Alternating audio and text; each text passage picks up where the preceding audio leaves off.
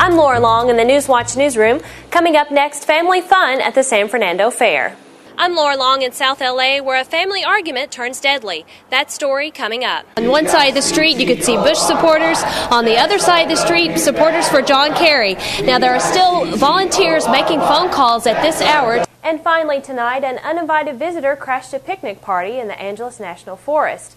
A 500-pound black bear showed up looking for food. Well, we'll have continuing coverage tonight here from the Republican headquarters. As you can hear, people are really excited about tonight. Polls are open for only about another hour. Organizers say they really are trying to save lives. More than 6 million animals like Charlie are euthanized or sent to shelters because landlords won't allow pets. Michelle Hawley says the waters that surround the mine could become contaminated with chemicals that are harmful to your health. I'm Lora Long in Hollywood with Kirk Cameron at his premiere at Fireproof. Those stories and more next on NewsWatch. Good evening, everyone. I'm Lora Long in the NewsWatch newsroom. Our top story tonight, a young mother of 2 is murdered in her home. Police say her boyfriend stabbed her to death, then took his own life. Rocky Williams has worked and lived in the South LA neighborhood for more than 30 years. He's seen good times and bad times. When he heard his neighbor, 20-year-old Jacqueline Contreras, was murdered, he says it stunned the community. It's just terrible. I mean, he's terrible. It's really terrible.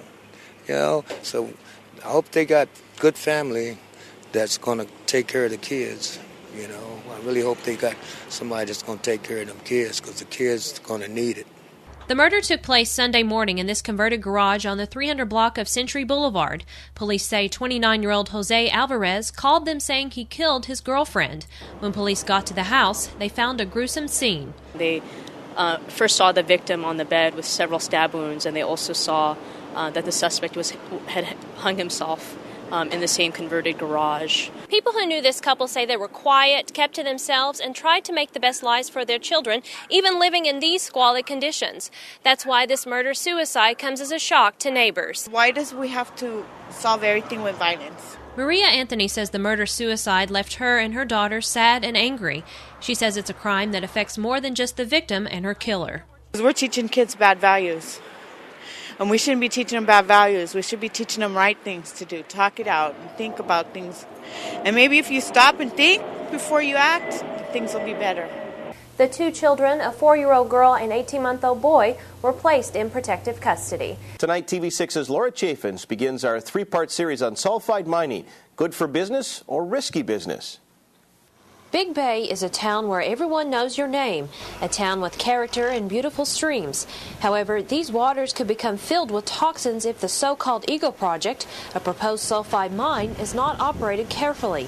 Michelle Hawley of the National Wildlife Federation has her doubts. The most pressing concern is the concern of acid mine drainage forming at any given mine site and then contaminating groundwater or surface water. From Kennecott's standpoint, we believe that this type of mining can be done safely and protect the environment. Kennecott Minerals is now studying how to safely mine and process the nickel and copper ore below the ground. An option is to build a small underground mine where all the waste rock would be deposited after the ore is extracted. This would mean no large open pit and no large waste rock dumps. Some of the unique aspects of it are we are identifying all the chemistry associated with the sulfide minerals, such that before any rocks are brought to the surface, we know which ones have a potential to generate acid, which ones do not. Michelle Hawley says the waters that surround the mine could become contaminated with chemicals that are harmful to your health. One of the things that NWF is very concerned about is mercury levels in discharge and if they do processing on site in air emissions, or even if they have on-site power generation, mercury emissions will be a huge concern. The state legislature has signed off on sulfide mining with serious restrictions, but many residents near the Yellow Dog Plains remain opposed to it. I think that we have way too much environmentally up there, and that any promises of improved roads or electricity or jobs or whatever other promises that Kennecott feels they're in a position to make doesn't hold a candle to what we have environmentally. Governor Granholm is aware of the environmental concerns. She says, don't worry. These are the toughest laws on the books, and I would not be signing them if I were not confident that the environment would be protected. Lora Chaffins, TV6 News, Big Bay.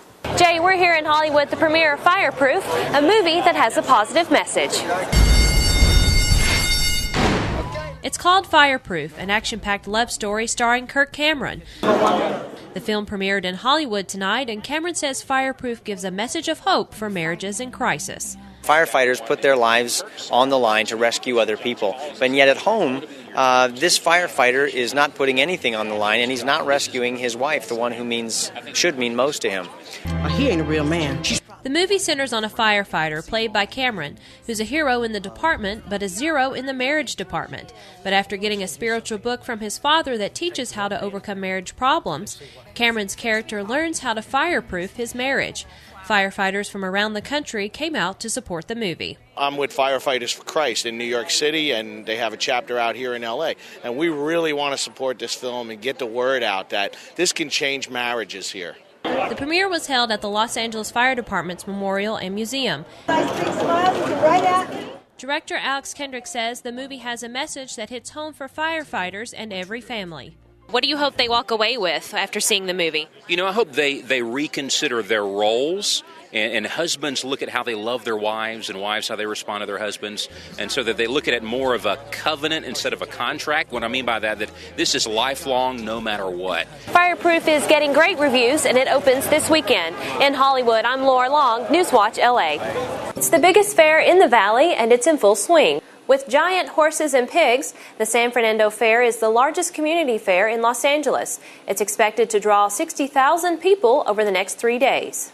Just all about community and connectedness. The fair runs until Sunday night. For NewsWatch, I'm Lora Long.